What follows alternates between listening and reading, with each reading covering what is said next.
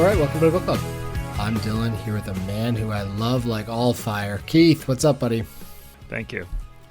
What is all fire? Lingering question. What is it? I don't get it. I'll write you a poem about it or a song and jam it, force it down your throat like this book did. Yeah, the editors were like, I think we need 10 more pages. She's like, hold on a second. Let me just do this poem 12 times and we'll figure it out. Here's the Buddy Book Club where we're breaking down some bestsellers, and this week we'll be discussing Suzanne Collins' newest Pan Am novel, Sunrise on the Reaping. If you'd like to recommend a book for us to read or reach out to us in any past episodes, you can visit our website, buddybookclub.com, send us a message on X, Instagram, Buddy Book Club Podcast. You can listen to us, iTunes, Spotify, wherever you get podcasts. Please download, give us a 5-star review. Please and thank you. Keith, you said this was high on Goodreads. I didn't actually check. It was 4.6, yeah. Yeah, 4.6. Like I said, newest piece of the Hunger Games universe. I don't know, I call it Pan Am. But yeah, this is the newest iteration. I've read the Hunger Games trilogy, as did you, I assume. You got caught by the craze. Did you? I think Hunger Games 2008, Catching Fire shortly thereafter, maybe 2009, and then Mockingjay 2010 or 2011. You were fans of the initial trilogy, correct? Yeah. I mean, the first one was like, wow, this is great. At the time, 2008, I was my early 20s. It's a great commuter book, like on the train, getting lost in the cornucopia. Big fan.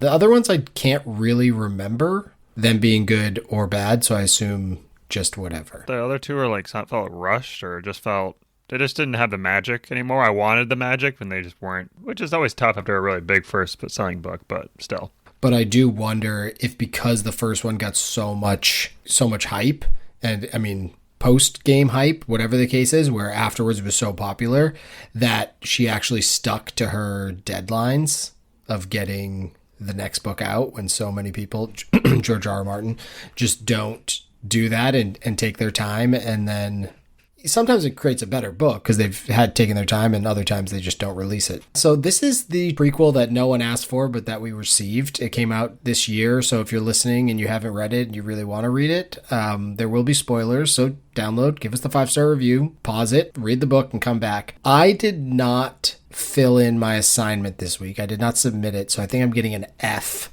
for not providing a book report. But off the cuff, I will say that Sunrise on the Reaping is a sunset to this entire story because I don't know what else there is. And if all we're looking for when it comes to franchises is derivative bullshit, then you found it here. Hey. Hey, plus. It's like, Dylan, you're up. I'm scribbling at my desk. Yeah. Like, yeah, 2 seconds. Yeah. Hold on a second. Keith, stock up for Sunrise on the Reaping. What do you got for stock up? Stock up Hangover 2. You ever seen the movie, D-Man? I have, definitely, but I forget it. Oh, that's the Thailand one. Yeah, I got a lot of criticism because it's basically just a carbon copy of the first one. They're like celebrating something, and then they take some sort of drug that makes them not remember anything the night before, and they have to put the pieces back together. Yeah, rinse, repeat. Got it. They cashed in. It's pretty bad, but even Hangover 2, though, is blushing at this book. I mean, if you told me this is a first draft of book 1, and then she just went back and looked at it and was like, oh, yeah, I remember writing that, and then just changed the name from Katniss to Haymitch and press print, I would say that makes a lot of sense, because we don't learn in this book anything new. There's barely any new characters. Every single beat of this book is exactly the same as book 1. There's like no different beats. I'm just like, okay, and then they're going to do this. It's like, yeah, and they do that. There's nothing that changes. There are some like sprinklings of book 2 in here of like the rebellion stuff that's added in. But outside of that, it's exactly the same. Yeah, it's like she took the main plot points and then twisted them. So instead of Primrose getting called and then Katniss I declares tribute or whatever the case is, she's like, how can I change that? Oh, let's have the original tribute get shot. And then Haymitch gets just his name gets pulled again. But so that's supposed to be like a big surprise, but we know Haymitch is in the Hunger Games already. So like, who cares? You know, like it's like, okay, well, there's obviously going to have something happen here because he's in it. You know, it's like, yeah. I mean, the worst part is really that it just destroys Haymitch, the character. I'm going to get into that a little bit more. It's on me because I thought the books 2 and 3 were kind of, like I already mentioned, a little bit lazy, weren't very good, I didn't think. Fool me once, shame on me. Fool me for the prequel, hand up. That's my fault. Wait. What's that phrase again? Fool me once, I said that perfectly. shame on me. Fool me twice, hand up. That's on the prequels. Yeah. And Oh, you're making George W. Bush blush with that one. But yeah, I thought the reviews were going to be good, but no. Yeah, and the reviews were good. You looked at it. It's not your fault. I mean, I know you're saying hand up, and we've all had some misses on the pod. And I was excited to get back into these stories because I hadn't read them since they came out. I definitely didn't read Ballad of the Songbird and Snakes just because the title itself is like a hard pass for me. But yeah, so when you suggested it, I said, yeah, sure, why not? No, it's the Haymitch story of him doing his whole time in the arena or whatever the case is. I'm down. The problem is that we as readers of the first ones know that Haymitch is alive. We know that he's a sad drunk who is pretty reclusive. So when we get introduced to all of these characters, like his family and Lenore Dove, they're going to die, which is fine in a normal book. Haymitch is going to win because he's alive. And that all these people are going to die around him because that is the character he is presented as in the Hunger Games story. So I'm fine with books that have those elements where you already know the ending and like the journey can be worth more than knowing the ending. The problem was they sold it during the story as if we didn't know any of those things. Right. So they made him and Lenore Dove at the end, or like there was potential that she was going to survive, even though we know everyone's dying. So they made them seem like big twists or hangers or whatever the case was, but they weren't at all. So yeah, that was a bit frustrating. For sure. My first stock up is spitting on people. Stock up. Yeah, it's maybe, in my opinion, one of the most despicable acts you can do to another human being that isn't really illegal, let's say. Maybe like cold cocking someone when they're not looking or something like that is worse. But in terms of something that's not actually physically hurting someone, spitting on them it's bottom of the barrel stuff. And I used to actually have a friend who that was his move.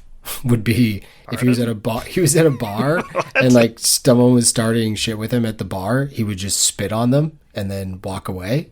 That's the most aggressive thing. That's not someone you want to be, no, because that starts a fight every time, right? Yeah, exactly, for sure. If I think about it now, though, I don't get why spit. Like, I feel like sneezing on someone would be way worse because spitting on someone, like, people kiss and stuff, but nobody sneezes on someone and gets like, oh, nice, awesome. Yeah, sneezing on someone's usually accidental. You got to be a real sniper to be able to prep a sneeze, to be able to sneeze on someone on purpose. Well, I don't know why spitting on someone is that offensive, just because there's so many more dirty things your body expels than spit. Spit's like probably cleaner compared to most of the stuff you could do to people. Are you familiar with gleeking? You brought this up before, and I had no idea what you were talking about. And I remember you saying that one of your friends, is this the same guy that gleeks on people on purpose? No, that was a different person. So you have two different dudes that are spitting on people in your groups? I've never heard of this. Well, gleeking's I think it's the salivary gland's basically the base of your tongue, like in the bottom. In the right scenarios, they can shoot. They're like almost like a venomous snake. And I've been told, this is probably totally apocryphal, but I've been told that that's like a leftover thing from when we were the same. Like our tailbone? Exactly. Like when we were the same species. But yeah, gleeking is a real thing. It's like if you have something sour, and your mouth kind of fills up with saliva, it's usually like those saliva things that are going crazy. But sometimes if you open your mouth for a yawn, you can accidentally gleek and like shoot it out. And I have definitely in my time like accidentally gleeked on someone.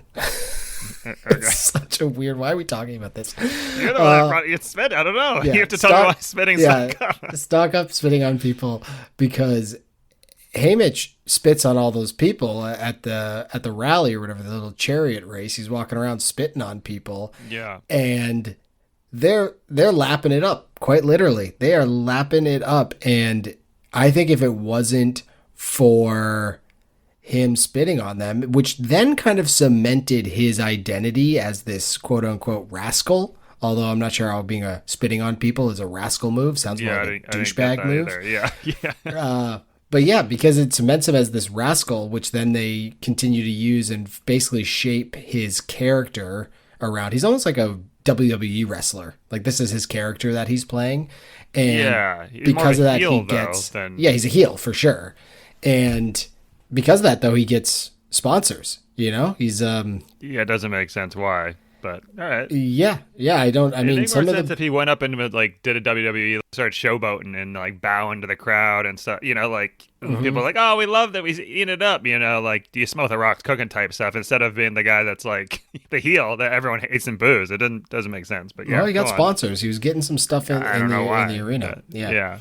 What else do you have for stock up? Stock up handicappers. Oh, okay. I got a lot to talk about this. Yeah. Wyatt out here is just a mathematical prodigy. He's like an actuary, but like around like death in the Hunger Games, but then turns into gambling. It's quite impressive, honestly.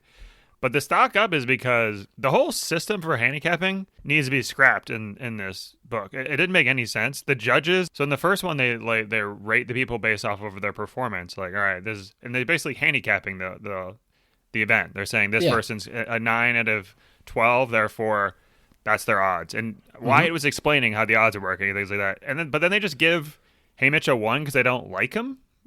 That's it spits in the whole face, to use your analogy right there, of the whole system of handicapping, unless they're sandbagging and they're going to go put tons of money on him. But there is a system out there that's supposed to be transparent and it's supposed to be pretty market specific, where the odds change based off of what people are putting bets on and based off of... Yeah, and I'm sure it's supposed to be an open market. Yes, exactly. So what is the point of grading people and then just being like, well, I don't like the guy, so he gets a 1? It doesn't make any sense unless, again, they're sandbagging. The other thing, I didn't get why Wyatt is a handicapper and they're like, oh, he's such a bad person. What? Why? I guess it's unethical to bet on something that's unethical, but the whole society is unethical, so who gives a shit? Like, I don't really get... Why are they like pointing their fingers at me like, oh, Wyatt and his family are bad? No, I mean, they're betting on something that's as deplorable as the Hunger Games. Oh, the Hunger Games are a sanctioned government thing. So, I mean, but if ethics are based off the government or whatever, like, I mean, what's your issue? It's wrong. What do you mean? Couldn't you be like, you shouldn't bet on UFC or boxing because people are getting injured? Don't die. They don't die. People die. And they're not, and they do it because they want to join. You're not forced to join. And then I just think like the whole betting thing is just a sidebar. It has nothing. It's not like if you were betting and it was impacting the actual event itself, then yeah, I get it. Then you're that's the problem. Is the betting does, and another reason why the whole like this helps your argument, because the odds are all messed up, is the people that are betting on these events, being the Hunger Games, have the ability to also put money in to give the tributes, things that are going to help them. Yeah. So it'd be like if you're betting on a football game, but then you can deflate the ball. Can just walk off the sidelines and be like, all right, you're in now. Yeah, exactly. You're paying to like trip someone. Like there's a God button that lifts the turf under their foot or whatever the case is. So it does make it more interesting where which also makes it so why its numbers would be hard to actually do. Mm-hmm. But it was a lingering question of mine, so I'll burn it now because I did have some questions around the gambling. And mainly, why didn't anyone bet on Haymitch in District 12 that we know of? Why wasn't this discussed? Because they know him. They know what kind of guy he is. They know he's got some gumption. Mm-hmm. So him getting a 1 would immediately lower his odds drastically. So if you know this kid, you're like, hey, I don't know. I've seen this kid around. Like, he's not terrible. Wyatt even says, and Wyatt's obviously very smart, but he says, he's like, my bet would be on Haymitch based on the situation. So why wasn't anyone in District 12 going in there and making a ton of money off of Haymitch winning? And then I thought about it and I said, oh, you know what happened? His mom put her life savings on Haymitch to win the reaping, and with Wyatt's family, the bookies, she put her life savings on. Haymitch was like 10,000 to 1 or whatever the case is. She hit it big, and because the bookies didn't want to pay her, they were the ones that burned her house down and killed her. Yeah, that's exactly what happened. It makes way too much sense. It was not. It was not President Snow. No. It was That's the not bookies. his style. Well, he's not a fire guy. He's a poison guy. Yeah, exactly. He's a straight up poison guy. So fire is a like mobster move. I've seen Tony Soprano do it at Vesuvio. The bookies didn't want to pay her out. No one else knew. Besides Sid, so they burned them alive, and easy blame on President Snow. Mm-hmm. She went to the mobsters, you go to turn your car on and the car blows up. She went to fill up their bucket of water and just like fire started. Yep. That's what happened. Exactly what happened. It makes perfect sense to me. Mm-hmm. Done. What else do you have for stock up? That was it. A quick stock up for grape juice, which is one of the gifts that Haymitch gets in the is that they call it the reaping? What do they call it? The Hunger Games, I guess. The Hunger Games. You think he had stomach issues? He was constipated? No, that's prune prune juice. Oh, okay. Yeah. I think they're the same family, though, right? I fed my daughter some prune juice recently because she was constipated. Yeah. Terrible. That stuff is disgusting. I cannot believe I had to give that to my child. I feel like you should call Department of Social Services on me. It's the taste is bad, or what it does to you, or what do you mean? No, the taste. Have you ever had prune juice? I've had prunes before, I believe. Yeah, prunes. Or maybe I'm thinking plums. I don't know. Prunes and plums are the same thing. Prune is just a dried plum. Oh, okay. I mean, I really like, what's the apricot? Dried apricots? Love those. Delicious. No, this is not that. Figs? Are figs the same thing? Fig Newtons? No. What's that? Figs are figs. Oh, okay. But figs are interesting in that there's a dead bee inside every single fig you eat. Get out. Yeah, in order to pollinate, like a specific type of bee, I don't know what it's called, but let's call it a fig bee, has to fly inside this little port on the fig to pollinate it and to turn it into a fruit. And then once it gets in there, it can't get out, so it dies. So yeah. If someone says they're a vegetarian, be like, hey, have you ever had a fig? And they're like, yeah. Say, you're not a vegetarian anymore. You had a bee. I mean, that's a good way to die, though. You're going out banging. You know? Yeah, absolutely. Although they're just pollinating it. They're not pollinating is sperm. Yeah, but it's flower sperm. You know what I mean? It's not like it's not. Oh, it's one bee. They're taking someone else's sperm and spreading it around. Yeah, they're taking some fig sperm and giving it to another fig stamen or whatever the case is. We're getting into the weeds here. Yeah, well, that's how this book is. But no, I just wanted to stock up grape juice because I think it is maybe the most underrated of juices. Oh, okay. Well, I mean, as someone that just has done a couple of golf rounds and dabbled in the best golf drink of all time, which is what's it called? I always forget the name. I always do the same thing when I'm at the bar. I'm like, what's the popular drink with grape juice in it? Sprite or ginger ale and grape juice and vodka. Transfusion. There we go. You've had a transfusion, I'm sure, before. It's like the most popular golf drink. No, I've never. Really? Never in my life. Wow. Yeah. I love grape juice, though. Favorite of President Dwight D. Eisenhower. So you love that. Saved our country. Absolutely. That's why I love grape juice and grape Gatorade, because if you ever went to a friend's house, those would be the ones left over. People don't like that. And I was loving the grape juice, grape Gatorade. Welch's white grape juice, also a good slap. Yeah, I just had to have a quick shout out to grape juice, so I'm glad we went down that other rabbit hole. My last stock up is crazy parents that stoke the fires of fear-mongering around Halloween candy. You know, it's a tale as old as time about parents checking out Halloween candy, razor blades and apples, bullshit like that. It always turns out to be totally false, yet parents still look through it.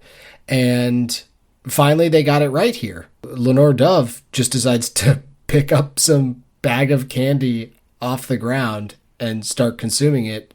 Turns out it was poison.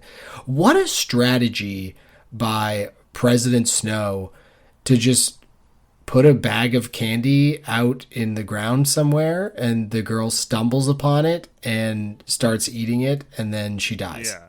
What happens if she just decides, oh, I don't want to eat this candy that's been sitting on the ground, or walks right over it? It seemed pretty serendipitous. It's stupid. She also picked it up and then held onto it and hugged it, and right for a long time. Yeah. And yeah, I also love the whole someone rebels against me. Know what I should do is kill all the people they love, but keep them alive. That'll definitely turn them not into a rebellious person anymore. Huh? What? Well, I'm okay with that. That's the idea behind that. I kind of like, which is I have the power to do whatever I want, so I'm going to absolutely smush you. And also, I'm so arrogant and believe in my own power that I don't even care what, you can't possibly do anything to come at me. It's that kind of arrogance that eventually is the downturn for these people. It's like Mussolini or someone like that. That to me is not absurd. That makes a lot of sense with the character that he if you is. think of like all terrorists, it's all the people that have been wronged and like had their family killed or something's happened to them, where they're like, all right, now I don't care about my life. All might be a lot, but yeah, I know what you're saying. I know what you're saying. I would say most are fighting for some sort of injustice.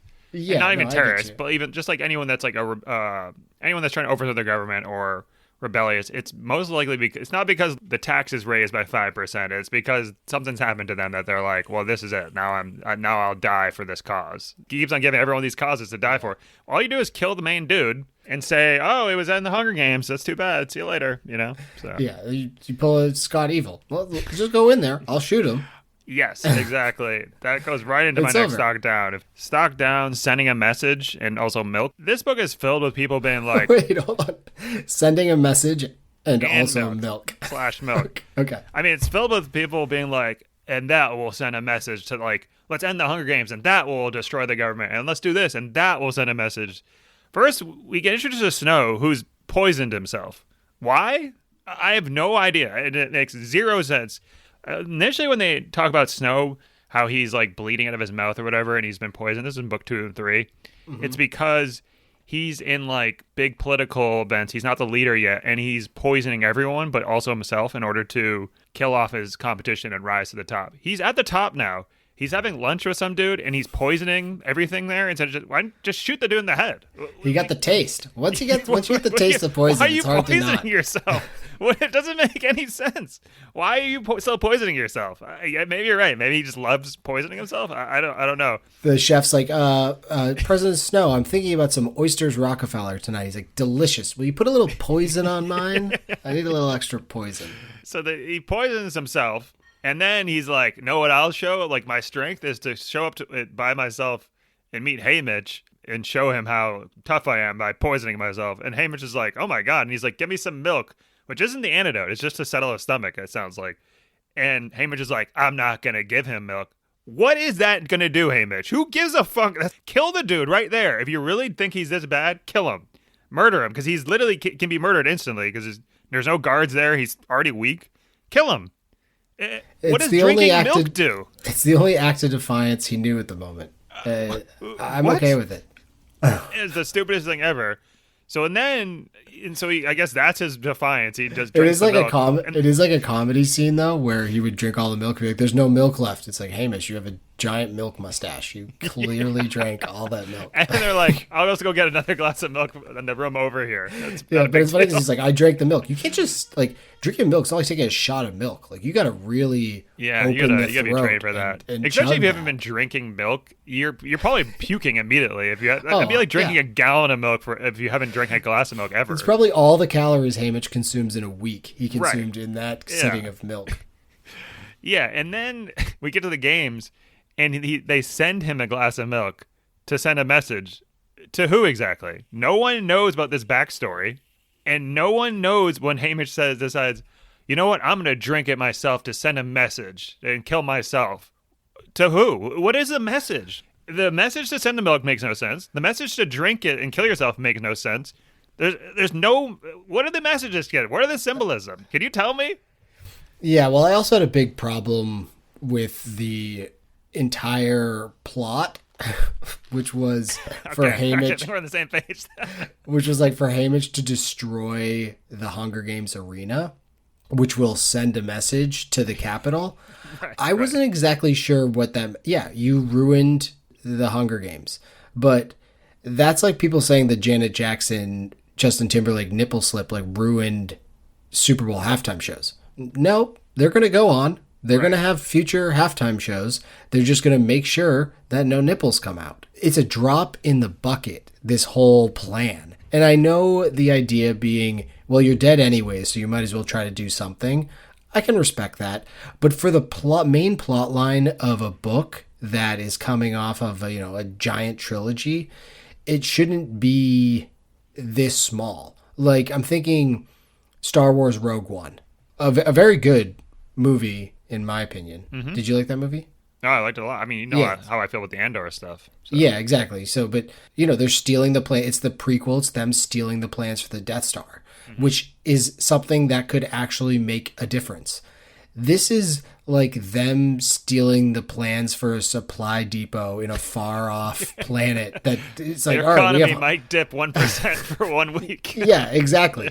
It's going to just create some new rules around the Hunger Games or whatnot, or some new protocols, but it's not doing anything. It's not showing anyone anything. And then especially at the end, when Haymitch is sitting there seeing the like recap episode, which is basically what reality TV is, where they just like twist it and turn it to make it like fit their narrative. Obviously, that's what the Capitol does. So even if you destroyed the arena, none of it would get showed. It would be played like there was a malfunction or whatever the case is, and people would forget about it 2 days later. It wouldn't be, District 12 came in here and shut down the arena and really made a stand, and now the rebellion's going to happen. So, when he has the conversation with Plutarch at the end, Haymitch does, about, how Plutarch's still alive, and Plutarch's basically like, hey, well, we started on the right path. We had the right idea, but all we need is a giant army behind us the next time. Like, duh. What? Of course, you just made this kid and put all these other people in the Capitol at risk for espionage, and for what? What were the stakes? I don't really know. Yeah, that got to me. One of my lingering questions is one is, you think Haymitch is kind of smart, but he's like, wait, there's propaganda going on? Like, what? Oh, are they cut stuff? And then the other question is, why is this even live? Like, he's like, oh, they changed it. I'm sure everyone watched it. It's like, why would they just not release? No, nothing is live. Oh, it isn't live? Oh, okay. Well, no, I mean, they might think it is, but the Capitol would never do that. It just doesn't make any sense. And then Plutarch, what's his name? Plutarch. I was like, oh, damn, this is a pretty good character, actually. I wonder what's like his deal is. I didn't realize he's from books 2 and 3. Yeah. The one original character I thought, I'm like, oh, he's just the dude that's the rebellion guy. So, like, the one guy that I was like, oh, is he bad or is he good? Oh, I looked him up and was like, oh, clearly he's good. I would have known that if I recognized the guy's name, but I forgot the guy's name. And I think maybe for people that are like really interested in the Hunger Games or loved it so much, they would enjoy seeing a younger Plutarch, or Evie, who's the wardrobe person, is now like a college graduate trying to figure it all out. So, maybe they might enjoy that. But my first stock down was friendly woodland critters. So all of the mutts in this arena, this Hunger Games, are what you would expect to be the friendliest of woodland critters, like squirrels. I mean, obviously not porcupines, but porcupines are also, not really dangerous unless you happen upon one, or, it's not like they're chasing you down or whatever the case is. Butterflies, bees, those kind of things. I would give it a little South Park did it, if you've seen the Woodland Critters Christmas episode, which is basically just like all these cuddly woodland critters who end up being Satanists. Great episode, by the way. Or Quest for the Holy Grail. Yeah, exactly. Just a bunny. So I put this as a stock down because it's funny. Just there was all these like little things that ended up really messing people up. I mean, the squirrels basically destroying that kid, which also, if you're going to send a message to the dad, talking about sending a message to the dad, you potentially want to give his son a gruesome death. I think 100 squirrels just quickly eating him down to his bones, probably not the gruesome to me. It sounds gruesome, but it seemed like it would all went quick. Like the whole story wasn't like they could hear him screaming under there or whatever the case is.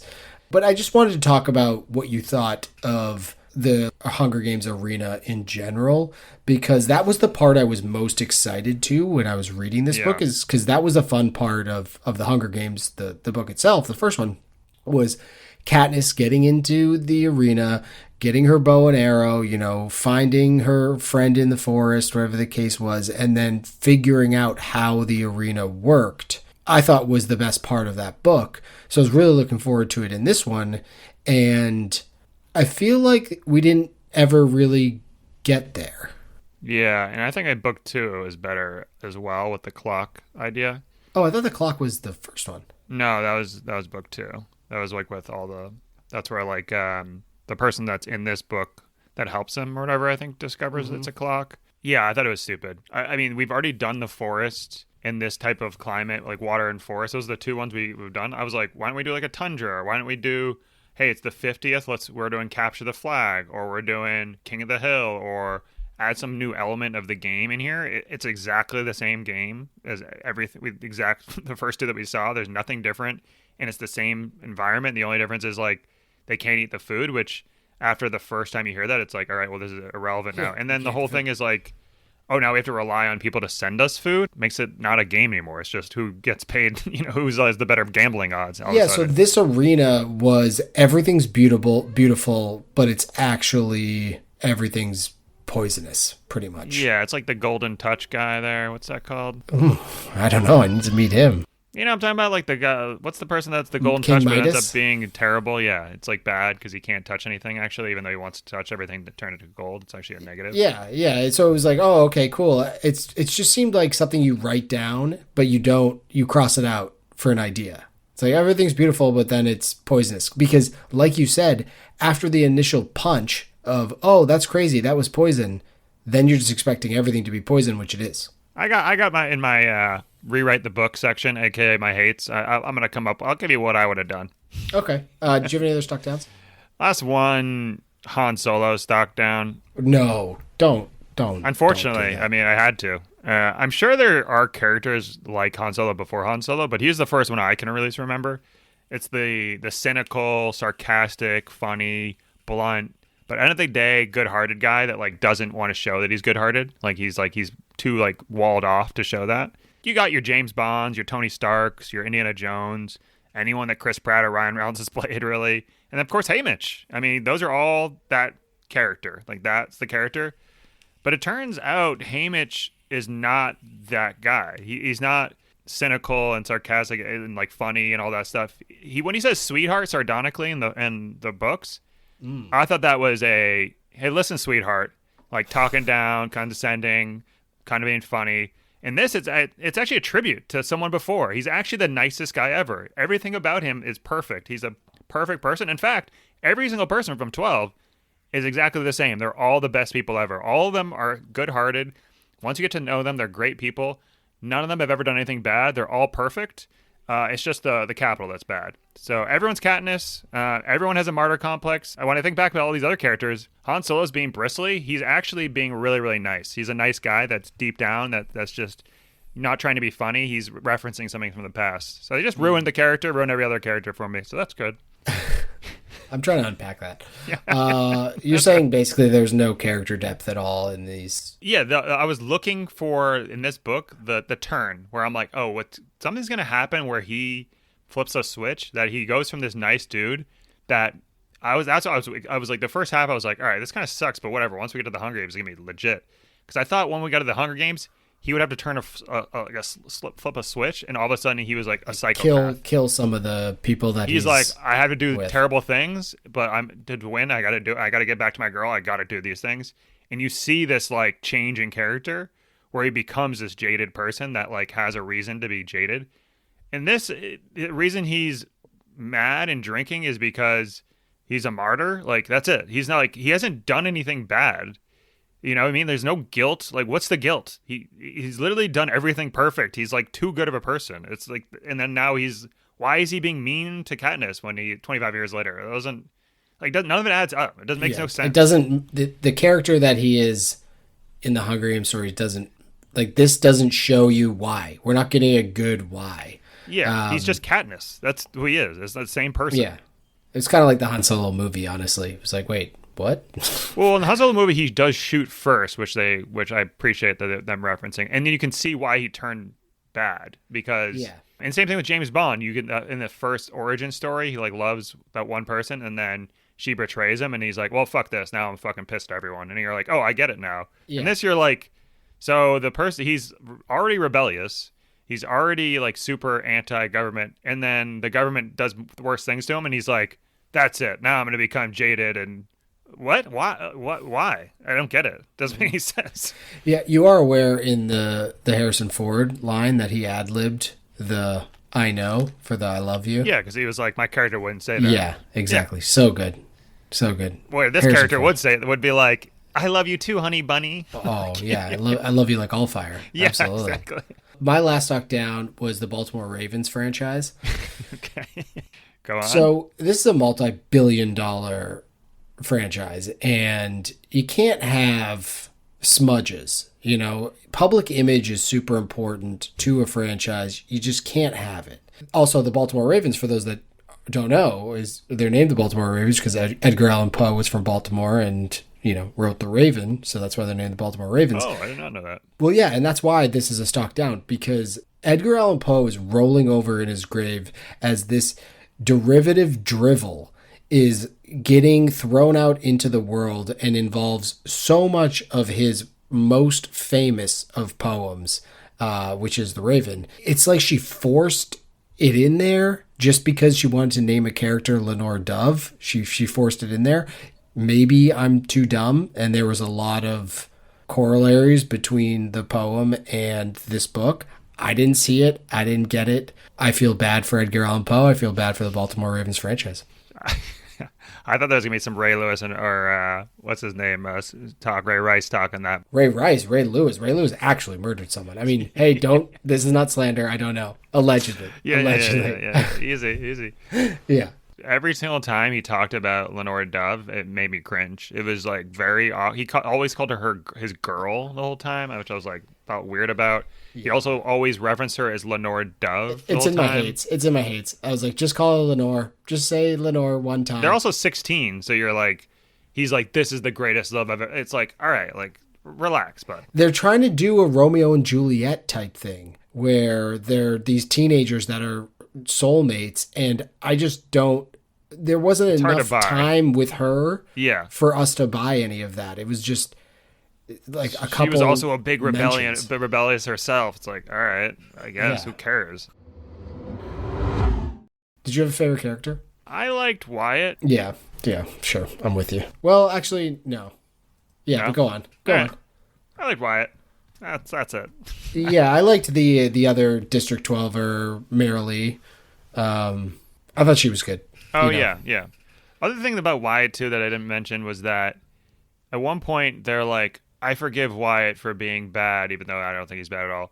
No. Because he's born into a situation, and that's just what it is. And I'm like, so then every single person born into the government and every single person that's bad is forgiven? Like, that doesn't make any fucking sense. All the District 1 lifers who are just in there because their whole life they've been training for the Hunger Games. Like, yeah, that's what their parents did to them. Like, that's their life. Once you become old enough, you get to choose what's right and wrong. So either you think the person's bad or they're not. There's no, they were born that way, so everything's allowed for that. Dumbest, most like excusable thing ever. Yeah, I mostly liked how Marilee pulled I think that's her name, Marilee, pulled the George Costanza at the beginning. Did you notice that when they were on the train, she got the food? She started cutting her sandwich with a fork and knife, and they're like, what? Who does that? And she's like, it's civilized or whatever the case is. And it was exactly like George Costanza cutting his Snickers with a fork and knife. Respect. Yeah. Favorite part of the book? Do you have a part? I liked when they slapped, what's her name? Your girls just slapped Drusilla Sickle in the face. Yeah. I didn't really understand that why did she get such a pass? Drusilla, that is. She, like, selected Haymitch. Is like, all right, well, I'm picking you. You're the one. And kill off that other girl. Like, that's how we get introduced to her. And then like an hour later they're like, all right, Drusilla, what do you think for strategy? I'm like, what the heck? Like literally stab her. You know what I mean? Wouldn't this be the worst person in the world to you? The person that didn't randomly select you anymore, so there's no chance anymore. She actually pointed you out of the crowd, picked you, and then told your girlfriend to be killed. You're saying Haymitch and Mariella or whatever her name is? I'm saying Haymitch gave her a pass? Yeah, Haymitch was just like, whatever, not a big deal anymore. It's like, what? Yeah. She personally is responsible for you about to going to the games and dying. And she had, and like her ending story, how they wrapped up her character was so stupid. I think she broke her leg or something like that because she wore heels too often. I don't even know. It was such a weird. Towards the end of the book, I was because they want to wrap up all these characters that they've talked about, and some of them were rebellious, some of them were not, but they felt like they needed to take 2 pages to wrap all these, like to let you know what happened to these characters, and none of them really made any sense. Obviously, the people that were involved got like tortured and murdered, but like Birdie or whatever the guy's name, who I think is in the original books, who's the guy's dad who got eaten by the squirrels. It's like, oh no, he's not going to kill himself because he's got another child on the way. If you just saw your child eaten by squirrels and you know that President Snow has something over you, pull out. It's really that simple. You're not going to have kids don't have kids anymore. That's so unfair to them. Yeah, for a favorite part, I don't know. I think right when they got to the cornucopia, I was excited because I was like, okay, here it goes. And then it was Haymitch somehow being able to snag some goods, but then him running off. Haymitch did exactly what Katniss did, or is that what you're saying? Yeah, exactly. Are you telling me that he just got a spear instead of a bow and arrow? Yeah, okay, interesting. But yeah, and then it just he just ran off and he didn't see anyone for the whole time, pretty much. It was, the arena itself was kind of boring. Like him trying to find a berm to go into and pop the tank, which also, the whole tank thing was so stupid because he got the tank, he blew it up, but then nothing changed. It's like, literally nothing changed, and they're still able to make rain. He's like, oh, they must have more tanks. Yeah, who was the guy you just mentioned that's in the book that had the kid? Beanie or Birdie or... First of all, he was the most trusting person ever. He's like, oh, you're Haymitch? Day one, he meets him. He's like, here's the stuff to overthrow the government. I'm like, oh, okay. Yeah. And then he was also just not right about anything. So, yeah, tough look for him. It just didn't make it blow up this tank, this water tank, and that's going to ruin the game. It's going to flood the whole thing. It didn't work. What are we talking about? Yeah. If you're going to try to overthrow the government, like, come at it with your best shot. Don't just pull some kid into it and have a shot that doesn't make any sense.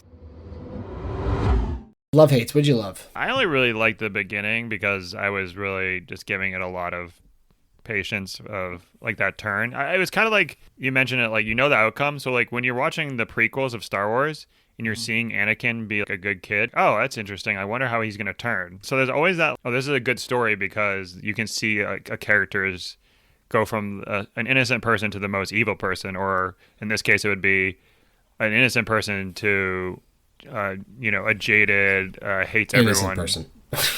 But yeah, well, I guess turns out he wasn't. Yeah, whatever. Yeah, no, there I was agree no turn. with So there was no turn. Yeah. So yeah, that was it. I had a few other just like lingering questions, but no other loves. I didn't really have any loves. Like, I agree with you that at the beginning I was excited to be back here for some reason. Like when you said, let's read a Hunger Games book, I was like, oh, that sounds fun. Like, I'm excited to do that. Getting back to District 12 was fun at the beginning because, you're just kind of seeing things through the District 12 people's eyes. And then the reaping happens. People start getting shot. You're just like, okay, this is going to be a little bit different. And then once they get on the train, it's just kind of boring. And the plot buildup is you're wondering, okay, how is this exactly going to work? But you're still maybe hanging on for a little bit. Well, because the first time you read it, you're like, they do interviews? Like, oh, this is crazy. Like, I wonder what that's like. And this, it's like, there's an interview. You've already seen this exact scene. The training. And I usually like to see what kind of tricks the arena is going to pull, like they did on Katniss a couple times. And there really weren't any. Obviously, the initial drinking of the poison, which he already found the charcoal tablets, so it was whatever. I guess the ladybugs on the hollies, like instead of hollies, like the fruit or whatever, the berries instead of holly berries, ladybugs, like, oh, okay, cool. And then the final one with the force field thing and the axe of him killing Silka, or Silka killing herself, I guess, it was just so obvious. It's like, oh, he saw that before. That's clearly foreshadowing to something that's going to happen later, and it did. So that was that. I guess that's all hates. Did you have any other hates? I rewrote the book. Let me know what you think of Oh, this. yeah, please. So we start as Haymitch is lowered into the arena. That's literally the opening scene. It's a desert or tundra. It's something completely opposite of what we've seen. And like I said, we could make capture the flag, you can make whatever you want. Like, you just change up the fucking game, make it something. Haymitch, the character we're introduced to, is angry at the world, angry at every person. He grew up in 12. He's an orphan, but he blames the district for his troubles. He doesn't blame the capital. These people lost in the war. I'm in a terrible position because everyone around me. Hates everyone around him. Because he's an orphan, he's not getting help from anyone else because he doesn't realize that they're struggling too. And so he just blames the people around him as opposed to realizing that there's more going on here. Yeah. He's a angsty teen. He's 16. He hates the world. And he gets in the arena. He's a savage. He's having a good time. He's killing people. He's drinking their blood because that's what I would have made. The thing. Okay. You can't That's survive unless you're drinking. Oh, the only way to survive in the desert or even the tundra is to you have to eat the other people, which that's the 50th twist. It's like there's no food, you got to eat people. Oh, yeah. You like that? I love that. Anyways, but he's in the middle of like killing this first person, and he wakes up. He's 15 years in the future, and he's cold sweat. He goes down to a thing of vodka just to just to keep normal. And then we start to develop this story of like a guy that's actually deep down still angry, but very guilty of what he did. And like, he doesn't know where to place that anger. And then we get introduced to like one of these rebellious characters that starts guiding him in the right direction. That's when we start building the character where he's still an angry, sardonic, funny character, but he's now being shaped in the right direction. We finally get to the point where he meets Katniss, and that's where he goes full rebellious, but he's still playing the role.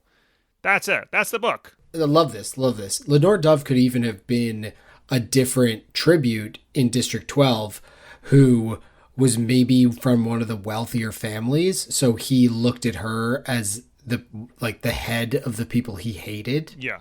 Because she's District 12, but she's, her dad's a merchant or something. I don't know.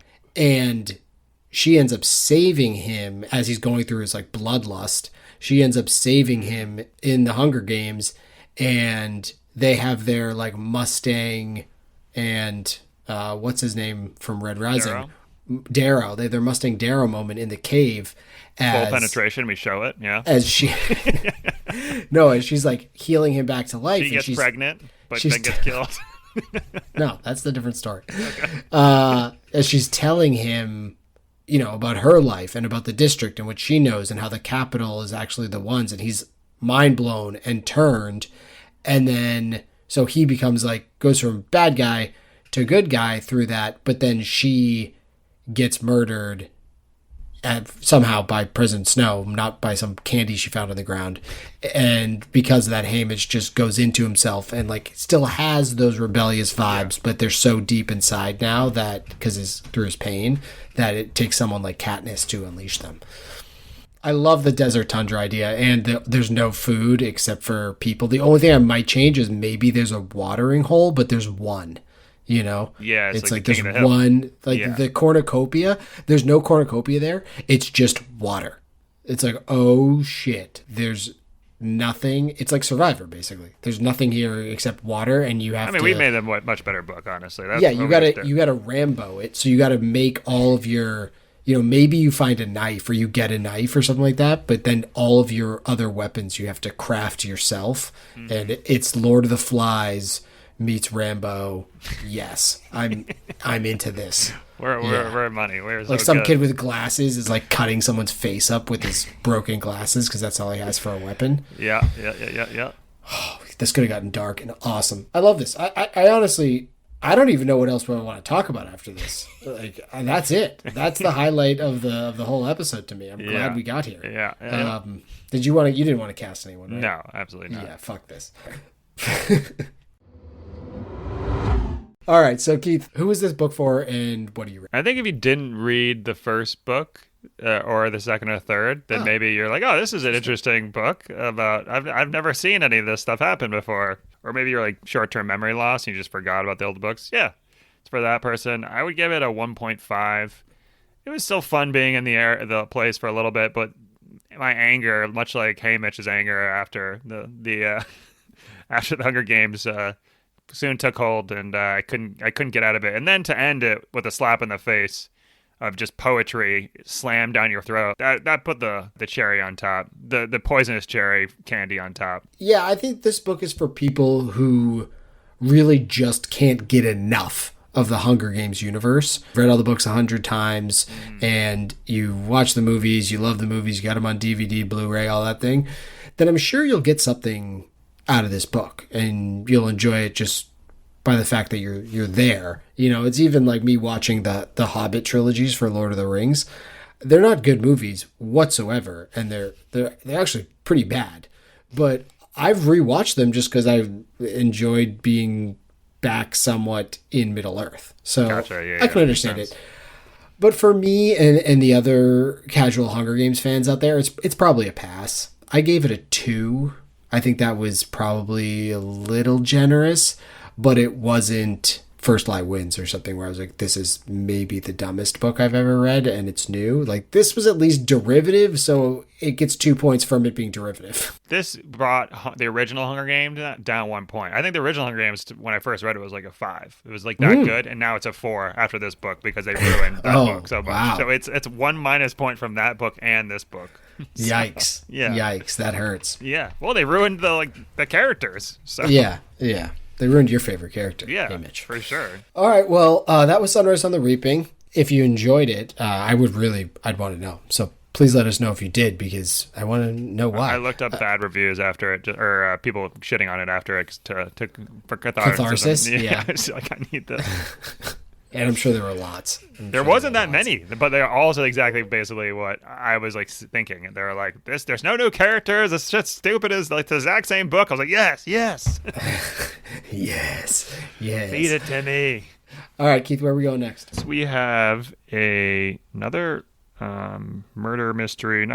thriller-esque book, The Housemaid by Freida McFadden. This one's pretty popular out there on the streets. So it's a quicker one. A recommendation from the SGF. Yes, correct. We'll get on that one soon here. All right, Keith. Well, I'll catch you for The Housemaid, and thanks all y'all for listening to Sunrise on the Reaping. Indeed. Alrighty. All right. Bye now.